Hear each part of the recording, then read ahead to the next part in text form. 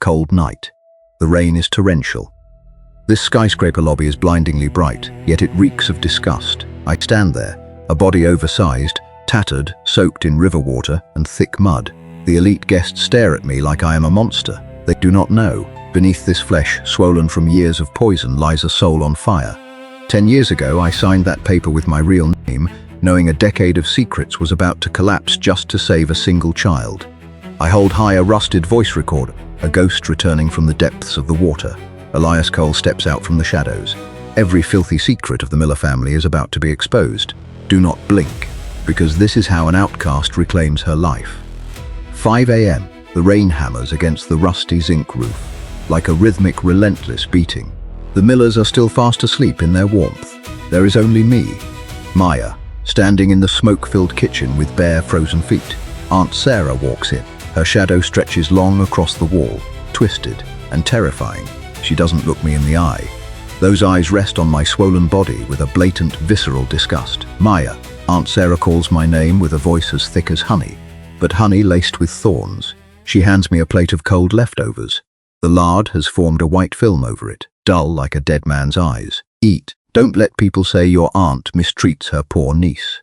Her hand trembles slightly as she sprinkles that fine white powder into my porridge. I swallow every spoonful. It tastes bitter and pungent, slithering down my throat like a water snake. My body begins to feel heavy. My chest tightens. Why is it that the more I work, the less I eat? The more my flesh cracks from the swelling. Sarah smiles. A smile that never reaches her hollow eyes. She calls it care. But I can feel the rot spreading through every fiber of my being. I look in the mirror and see a stranger occupying my own self. Every meal is a sentence. Every inquiry is a knife. I am not getting fat. I am being imprisoned in a cage of flesh and bone, molded by the person I trusted most, in this house. Love smells of poison.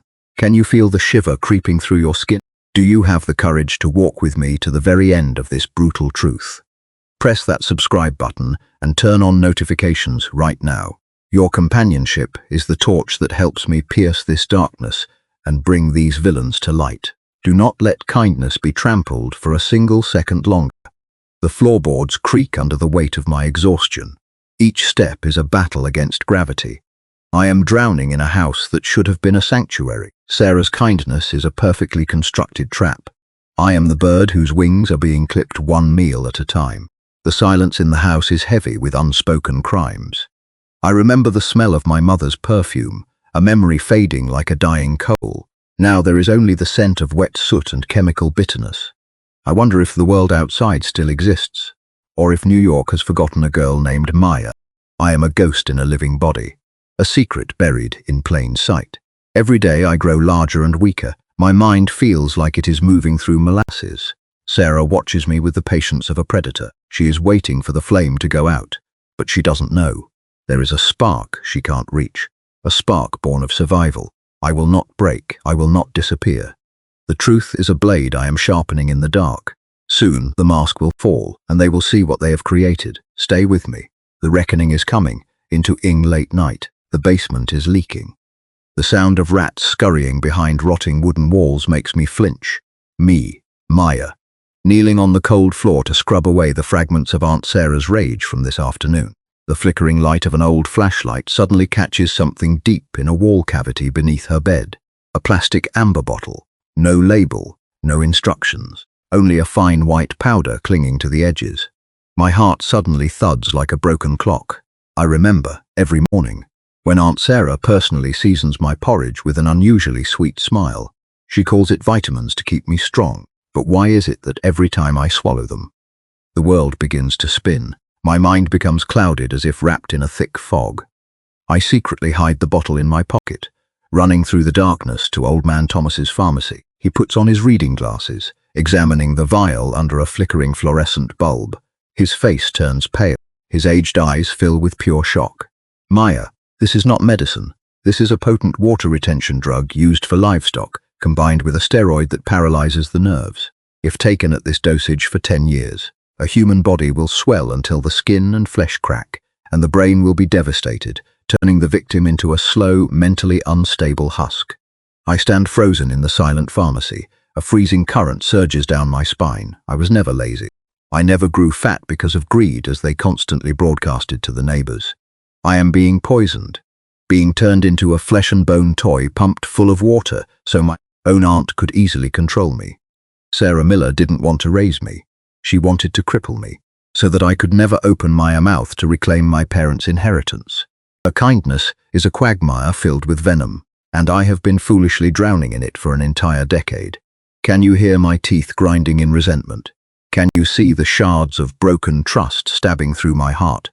This brutal truth is only the beginning. Do not leave just yet. Press subscribe and comment if you feel as outraged as I do. Your support is the only antidote helping me regain my strength. Stay right here, because the real drama is officially starting now. The monster hidden behind the noble mask of the thief is about to be exposed, and I will be the one to strip it bare under the sun. Just wait and see. Every breath I take now is for justice. No more hiding, no more fear. I am the storm that will destroy their lies and burn their kingdom of deceit to ashes. Darkness swallows the corridor. Thunder rips through the sky outside, like the desperate screams of vengeful spirits. I stand hidden behind the thick velvet curtain. My breath is trapped. My chest aches as if being crushed to pieces. Inside the living room, Aunt Sarah and Uncle Marcus are pouring wine. The sound of ice cubes clinking against the glass sounds bone dry, like the snapping of a skeleton. Marcus laughs. A hoarse, guttural laugh reeking of malice. You did very well, Sarah. Poisoning that girl for 10 years into a useless pile of flesh is a masterpiece. Sarah takes a sip of wine. Her voice is ice cold. She looks too much like her mother. That girl's integrity irritates my eyes. But now, so what? Her brain is muddled from the water retention drugs. She will sign the papers renouncing her inheritance without ever knowing. Marcus props his feet on the table. He pulls out a rusted voice recorder, the only keepsake left of my father. You know, he says with a triumphant sneer, I have recorded our plot over her father's final recording. Once I toss this into the river, the truth about that car accident 10 years ago will vanish forever. Sarah laughs loudly. The laughter echoes like a demon in the middle of a rainy night. Who would have thought the beloved aunt would secretly cut her own sister's brake lines? They died in absolute trust of us. What a beautiful death. I stand there, my entire body trembling. A surge of hatred surges down my spine. Tears cannot fall, because my heart has turned to ice. My only relatives, the ones I called family, are the very monsters who stained their hands with blood to trade for silk. They didn't just want money, they wanted to annihilate my soul. Do you feel your heart tightened at this cruelty? Do you hear the collapse of the final shred of trust? This horrific truth is the fuse for the bloodiest revenge. Darkness is about to be torn apart by the light of justice. The hunt for the truth officially begins now. The wicked must pay with exactly what they have caused. Just wait and see. Every beat of my heart no longer pulses for life, it pulses for judgment. I will not just be a victim, I will be the ghost guarding the truth until justice is served. Hold your breath tight, because the next chapter will be the beginning of the end for this empire of lies. The truth will rise from the ashes. The night is pitch black. The wind howls through the cracks in the door like the shriek of a grim reaper. Me, Maya. I am still standing frozen behind the velvet curtain, but my breath has betrayed me. An unconscious, choked sob echoes through the dead silence. Marcus freezes. The wine glass in his hand stops mid-air. His demonic eyes flare with a bloodlust that turns the air cold. Who's there? He bellows. He lunges like a predator toward its prey. He rips away the velvet curtain. My face, drenched in tears and terror, exposed under a flash of blinding lightning that scars the sky. You heard it all? Sarah gasps. Her voice is no longer laced with its usual fake honey. It is as sharp as a razor blade freshly pulled from its sheath. Marcus doesn't say a word. He lunges at me with total brutality. His violent hand crushes my throat, extinguishing my oxygen. He hoists my swollen, heavy body up with a frantic, terrifying strength. Then, he slams me hard onto the wooden floor. The sound of flesh and bone hitting wood is sickening, a pain that pierces the very core of my soul. You treacherous pig, he hisses through clenched teeth. He snatches the rusted voice recorder I was clutching to my chest, the only sacred keepsake left of my father. No, I wheeze through the agony. Please, don't. He laughs, the crazed laugh of a man who holds the power of life and death. He drags me out of the house, drags me across the rain-soaked grass like a bag of trash. We stop at the edge of the East River. The pitch-black water churns violently beneath the bridge. "Look closely, Maya," Marcus says. His voice is deep and murky, like thunder rising from hell. "This is where the truth ends." He raises his arm high. The voice recorder traces a desperate arc through the dark night air. Then, it vanishes with a heavy splash into the freezing depths. My heart shatters into 1,000 pieces, my only hope, the final legacy, sunk deep into the riverbed along with the souls of my parents. Sarah steps forward. She stands over me, looking down with eyes full of visceral disgust. I lie there, curled in the muddy slush. "Get out, Maya. Don't let me see your face in this state for another second." She throws a few tattered bills at my face. "No home, no money, with a body crippled by this poison. You will die in shameful silence." The iron gate slams shut. Thud. That sound is the gavel of a court pronouncing a death sentence on my entire life. Lie there, between the storm in my heart and the storm in the sky. Rain lashes my face, mixing with the salt-crusted tears of bitterness. I look toward the river, where the truth was just buried. Do you hear my heart breaking? Do you see the darkness swallowing a miserable soul? But they are dead wrong. They think they have discarded a pile of worthless scrap meat. In reality, they have just planted the seeds of vengeance in the most fertile soil. This pain, this ultimate humiliation, it will be the fuel that burns their empire of lies to ash. I will not die. I will rise from this very mud. Every bone in my body shivers from the cold, but my will is erupting like a volcano. Hold your breath tight, because my silence from this moment on is the sound of a disaster being meticulously prepared. The wicked cast me into the deepest darkness. But they forgot one thing. I was born from the light of truth, and that light will never be extinguished beneath the river or anywhere else. A true demon has just been awakened by their own blood-stained hands, and it will not stop until everything belonging to the Miller family is burned to the roots. The end of a weak girl is the beginning of a nightmare for the perpetrators. Tonight, New York has gained a new ghost, a ghost named Justice who will collect every debt, one by one. I will dive into those waters. I'll find my father's voice again. I will prove to the world that mud can cover a body, but it can never bury the truth. The real show is still ahead. Wait and see how I take back what is mine. Do not leave. This journey has only just begun. The pitch-black waters of the East River churn beneath my feet. Like a monster bearing its fangs waiting, me, Maya, lying there, curled up and alone. Mud clings to my swollen face, but the physical pain is nothing compared to the coldness squeezing my heart. "Jump," a voice whispers in the wind. "End it all. You are nothing but a broken thing." I look down into that dark abyss, the place where the voice recorder, my father's final legacy, was just discarded. Memories of the accident 10 years ago rush back like a vivid nightmare. The screech of tires on the asphalt, the sound of deforming metal, the freezing water rushing into my lungs as the car sank. I am terrified of water. That fear has gripped me for a decade, turning me into a coward in my own home. Every time I saw the river, my body would tremble, my breath would hitch. But tonight, amidst this violent New York storm, a strange current surges down my spine. It isn't fear, it is rage. I look at my trembling hands. They are no longer the hands of a pitiful little girl. They are the hands of the outcast. Are you going to die here, Maya? I ask myself. Are you going to let those demons sip wine and laugh over the ashes of your family? No. A silent scream erupts from deep within. I force myself up. Every fiber of my flesh, bloated by poison, aches as if pierced by 1,000 needles. I take a step toward the water's edge. The river roars. Waves crash against the jagged rocks, sending up white spray like a threat. I stand there, facing the greatest fear of my life. Father, Mother, give me strength. I close my eyes. The image of Aunt Sarah smiling as she seasoned my porridge with drugs appears. The image of Marcus throwing my father's keepsake into the river appears. Resentment flares up like an unquenchable fire. It incinerates the fear. It transforms that deadly water into the only path leading to justice. I don't feel cold anymore. I feel like I am burning. Do you hear my heart pounding like a war drum? Do you see my eyes glowing in the dead of night? This is not a suicide. This is a baptism. I will dive down there. I will find my father's voice. I will not let this current swallow the truth. I take another step. The freezing river water touches my feet, but strangely it doesn't make me recoil. It feels like an invitation. A call from the truth lying deep at the bottom.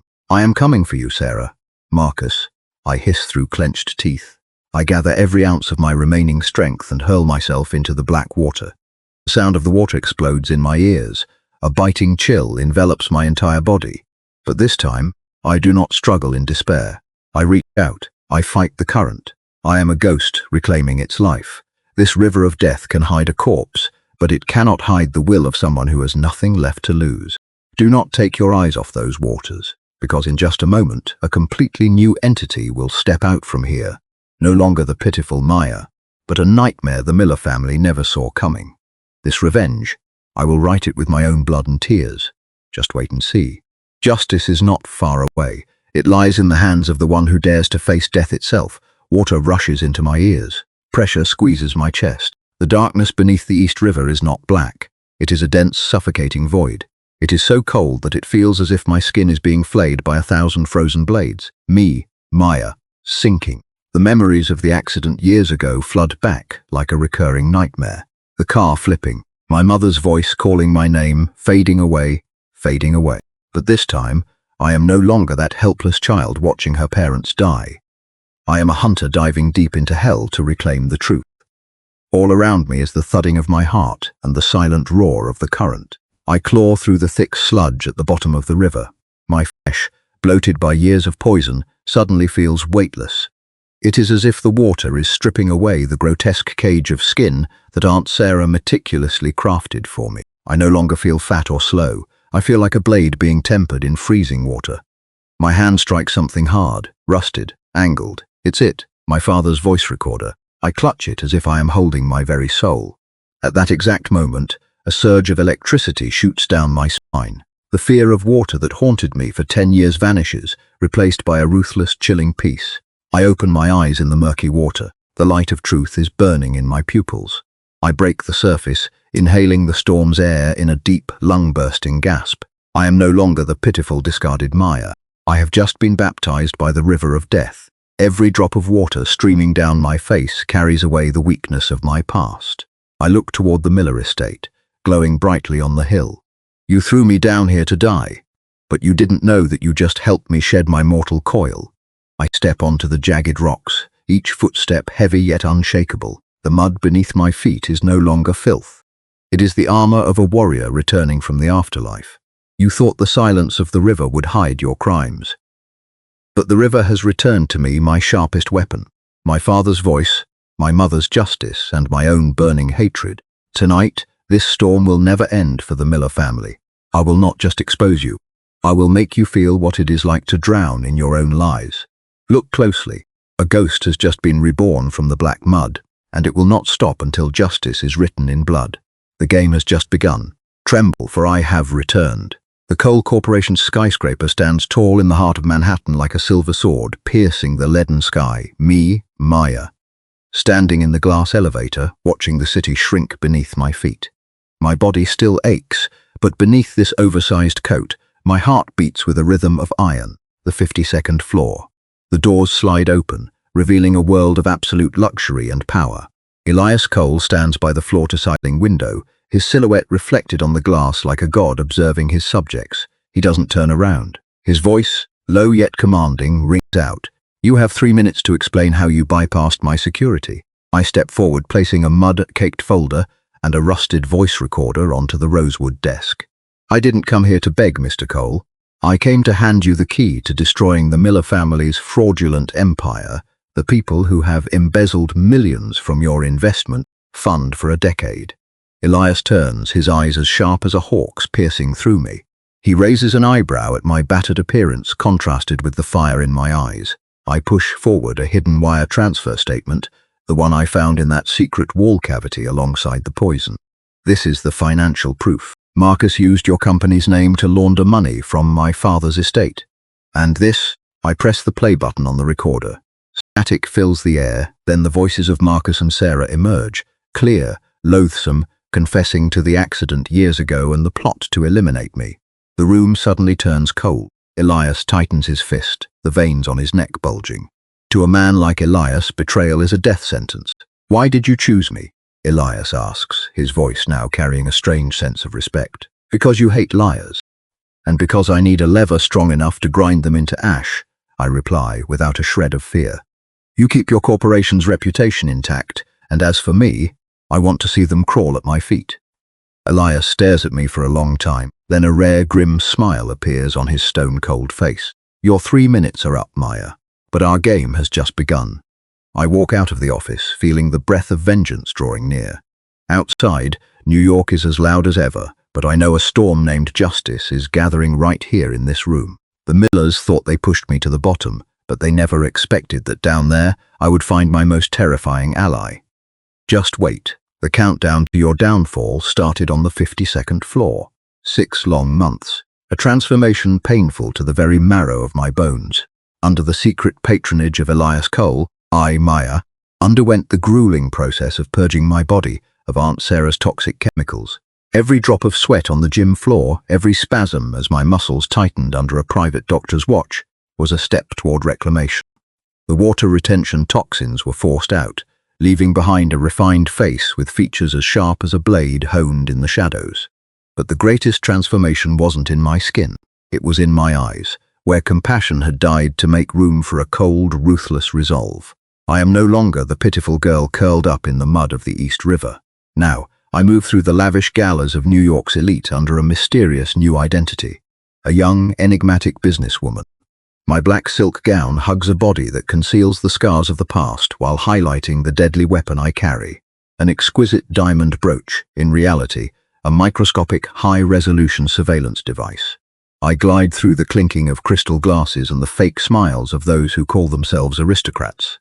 And there they are, Marcus and Sarah, standing there, gloating in their stolen wealth, utterly unaware that the ghost they once banished is standing right beside them. I smile, a captivating smile laced with venom. Every step I take toward them is a step toward Judgment Day. The brooch silently records every calculated whisper and every greedy glance. I am weaving an invisible web out of their own arrogance. You thought you buried me at the bottom of the river, but you were only preparing a grander stage for me to expose your rot to the light. Can you feel their breath shortening? Can you sense the tremor hidden beneath that glamorous facade? The detoxification of my soul is complete. Now it is time for me to inject the venom of justice into the veins of the Miller Empire. I am the screenwriter of this drama, and the ending is not for the faint of heart. Hold your breath, because the truth is about to explode. The New York Supreme Courtroom is deathly silent, the atmosphere thick with tension like a violin string about to snap. Me, Maya. I sit in the front row wearing a pristine white suit, a symbol of the light of justice that I risked my very life to reclaim. Across the aisle, behind the defendant's dock, Marcus and Sarah look aged and pathetic. Their usual arrogance has vanished, replaced by sheer terror as they face the cold, judgmental gaze of Elias Cole sitting in the gallery. The prosecutor steps forward, gently placing the rusted voice recorder on the evidence table. As the play button is pressed, the entire room trembles from the sounds of crimes spilling from the mouths of the killers themselves. Sarah's cold laughter about cutting the brake line, Marcus's triumphant tone as he tossed my father's keepsake into the river. Every word is a dagger stabbing into the conscience of everyone present. But the climax of the judgment does not end there. I step up to the witness stand, slowly unpinning the diamond brooch, my secret weapon for the past 6 months. Your Honor, the recording from 10 years ago is only the beginning. This is the indictment for their limitless cruelty. Images from the hidden camera begin to flicker onto the large screen. The entire gallery watches in horror as Sarah mocks the way she seasoned my food with poison every day, and Marcus calculates the fire sale of my father's final assets to fund their escape. I am not just a victim, I stand up, my voice resonant and ironclad. I am the living proof of the cruelty of those who call themselves kin. For 10 years they used poison to turn me into a toy. For 10 years they built their wealth on the corpses of my parents. They thought I died at the bottom of the East River, but it was their own malice that forged the iron will that allows me to stand here today. Sarah screams in desperation, turning to claw at Marcus, dumping every ounce of guilt onto her co-conspirator husband. Marcus collapses, his breath coming in ragged gasps as he realizes his only ally is turning against him. The final betrayal is complete. It wasn't I who betrayed them, but their own bottomless greed that set them aflame. The velvet curtain hiding the Miller Empire has been torn to shreds, exposing the demons in human skin under the direct sun of justice. As the judge strikes the gavel, sentencing them to life in prison without the possibility of parole, a sound like thunder rings in my ears. Do you hear the gavel of justice falling? Do you see the darkness receding to make way for the dawn? I walk out of the courthouse. The New York rain no longer feels cold but seems to wash away the last of the melancholy. Father, mother, I am home. The revenge has ended with the ultimate verdict. I look toward the horizon where the light is finally breaking through. The journey of the new Maya has only just begun. Justice has been served, and at last my soul is completely free from the chains of the past. The wicked have paid their price, and I am the one who put an end to the reign of demons.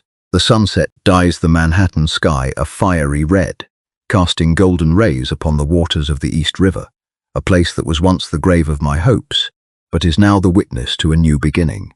Me, Maya. I stand on the balcony of the charitable foundation named after my parents, the Miller Legacy. This is not a place to commemorate pain, but a place to uplift souls buried beneath the black mud of injustice. The real diamond is not the expensive jewelry I wear, but my own will, purified through the darkest layers of sludge. This foundation will be the hand that pulls abused children and victims of greed out of the darkness I once endured.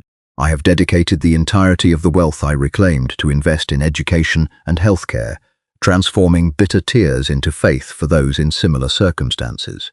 Elias Cole steps up beside me, looking toward the horizon. You've done what few can, Maya. You didn't let revenge consume you. I smile, a truly serene smile. Revenge was only a stepping stone, sir. The real lesson is how we rise after being abandoned by the entire world. The truth may be buried, but it is like a diamond. The more it is besieged by pressure and darkness, the more brilliantly it shines when it finds the sun. Do you see how beautiful this sunset is? It is proof that no matter how stormy today may be, the sun will rise, and every wound can be healed if we do not give up on ourselves. I have emerged from the mud, not through hatred, but through the power of integrity. My life truly